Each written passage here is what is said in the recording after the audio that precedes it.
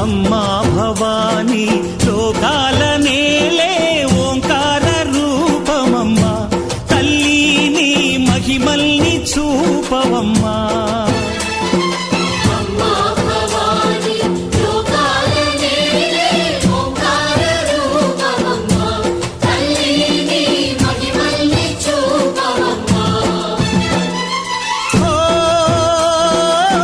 సృష్టికే దీపమా, శక్తికే మూలమా, సింహరథమే నీదమ్మా. అమ్మ దుర్గమ్మ భక్తులను దీవించుమా.